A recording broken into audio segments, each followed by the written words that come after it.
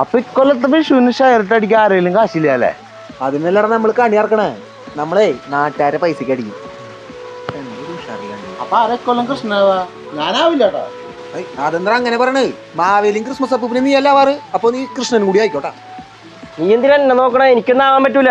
കഴിഞ്ഞ വട്ടം എന്റെ ക്ഷീണം ഇപ്പോഴും മാറിയിട്ടില്ലേ. കഴിഞ്ഞ കൊല്ലം കൃഷ്ണനായി നിനക്ക് എന്താ കൊല്ലം കൂടി ആയി കഴിഞ്ഞാ? ഒന്ന് പോയേടാ അവിടെ നിന്ന്. കഴിഞ്ഞ കൊല്ലം ഞാൻ കൃഷ്ണനായി നിന്നപ്പോഴാണ് ഏത് വീട്ടുകാരെ എനിപ്പിക്കാൻ ഈ നാറി ഗുണ്ട് കത്തിച്ച് എന്റെ കാലിന്റെ ഇടയിൽ കിട്ടത്.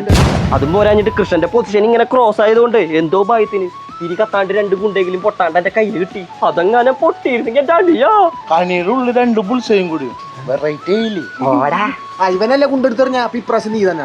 ഏയ് ഞാൻ കൃഷ്ണാവില്ല. ഈ താടി മീശി മടിക്കാണ്ട് വൃത്തിയായിട്ടാ നടക്കണ എന്തുകൊണ്ടാണെന്നറിയോ? അവള് പോലെ എനിക്ക് വിഷമം പറഞ്ഞിട്ട് അവള് തിരിച്ചു വരാൻ വേണ്ടിട്ടോ. വരൂ.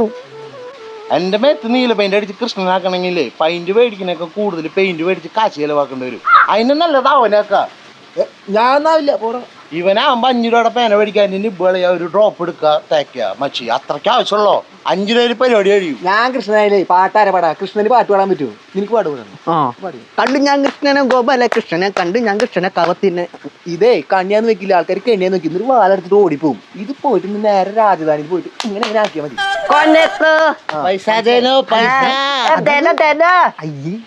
വേറെന്തെങ്കിലും ആരെങ്കിലും പ്ലാൻ ഇട്ടിടാ.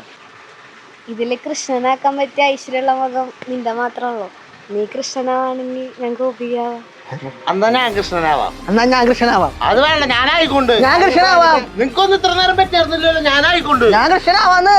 നീ ആവടാ കൃഷ്ണൻ, ഞാൻ ഗോപിയാവാടാ. നീ എന്റെ ബെസ്റ്റിയാന്ന് പറഞ്ഞിട്ട് എന്റെ കാവൻ ഇട്ടിട്ട് പോയത്. കഴിഞ്ഞ വട്ടം ഞാൻ കൃഷ്ണനായപ്പോ തന്നെയല്ലേ വീട്ടിൽ നിന്ന് കണി വെക്കാൻ കൊണ്ട് ഉരുളിയോ? അതെവിടാ? ഇവന്മാരെ എന്നെ എടുത്തോണ്ട് പോയിട്ട് അടിച്ചോണ്ടോയി. അത് പിന്നെ കൊടുക്കുന്ന സാധനം തിരിച്ചോണ്ട് വന്നേ നിന്റെ ഉത്തരവാദിത്താ. മറന്നുണ്ടെങ്കിൽ നിനക്കതൊക്കെ നിന്റെ വീട്ടിൽ വെക്കാന്നില്ല. എന്തിനാളെ കൊണ്ട് പണയം വെക്കാൻ പോയേ? വീട്ടിൽ വെച്ച സേഫ് എല്ലാം വന്നിട്ട് ഞാനത് പറഞ്ഞ അങ്ങനെ ചെയ്യാൻ. നീ ഗോപിയാവണെങ്കിലേ ഞാൻ കൃഷ്ണനാവാം. അയ്യടാ, അപ്പൊ നിന്റെ പെണ്ണിനെ ഈ വൃത്തിയായിട്ട മുഖം കണ്ട് തിരിച്ചു വരണ്ടേ? ഇവളപ്പം നിൽക്കുമ്പോ അവൾക്ക് ഈ കടിച്ച് അവൾ തിരിച്ചു വന്നു. എന്നിട്ട് വേണം നാട്ടുകാര് കെണി വെച്ച് പിടിച്ചവനെ കണി വെച്ചു എന്നിട്ട് നാട്ടുകാരെല്ലാം കൂടി കൃഷ്ണനെ അപമാനിച്ചു എന്നിട്ട് പഞ്ഞിക്കിടാ. ഒരു ഒറ്റ പൈസ കിട്ടില്ല. ഞാൻ കൃഷ്ണനാവും. വിഷു എന്ന് പറഞ്ഞാലേ ഐശ്വര്യത്തിന്റെ സമ്പദ് സമൃദ്ധി അല്ലാണ്ട് പട്ടിണി എടുക്കണേ. ആ പാട്ടിന് എടുക്കുന്ന കൃഷ്ണൻ എന്ന് പറഞ്ഞാൽ ആൾക്കാർ വാരിക്കോരി തരും മോരുണ്ടാവാൻ വേണ്ടിട്ട്. നല്ലൊരു വിഷയമായിരുന്നു തല്ലൂർന്നാ. ഞാനായിക്കൊണ്ട്. ഇവിടെ കണി വെക്കണത് ഗണപതിനല്ല. ഇത് വിനായക ചതുർത്ഥല്ല നിന്റെ വെള്ളത്തിൽ മുക്ക. എന്താ മോളെ അവിടെ ഒരു പ്രശ്നം? ആലവലാതി പിള്ളേര് അടി ഉണ്ടാക്കണ്ടല്ലോ. വിഷാവാൻ കാത്തുക്കാണ്ടേ ചെക്കന്മാരിപ്പൊ തന്നെ വെള്ളടി തുടങ്ങി. എന്തൊരു അവരാതി പിള്ളേരുകളാണല്ലോ ഇപ്പൊ.